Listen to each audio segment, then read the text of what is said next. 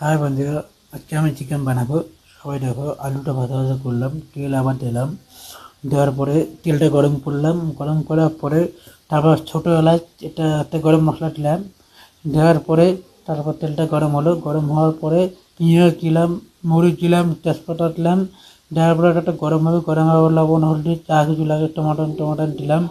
দেওয়ার পরে একটু ভালো ভালো ভালো করে ভাজা ভাজা করলাম। করার পরে তারপরে একটু হলদি টলদি সব কিছু দিলাম।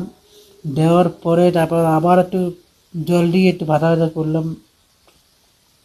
করার পরে আদা রসুন বাটা দিলাম। দেওয়ার পরে আবার কিছুক্ষণ নাড়ানাড়ি করলাম। করার পরে তারপর আবার একটু জল দিলাম। জল দেওয়ার পরে এটা একটু ভালো করে ভাজতে লাগবে, ভাজলে তাহলে চিকেনটা বেশি ভালো লাগবে। চিকেন ঢালিয়ে দিলাম, ঢালার পরে একটু ভালো করে নাড়ানাড়ি করলাম। ঠিক আছে, নাড়ানাড়ি করার পরে তারপর কিছুক্ষণ গরম করলাম, কিছুক্ষণ নাড়ানাড়ি করলাম। তারপর করার পরে তারপর আবার একটু মনে করে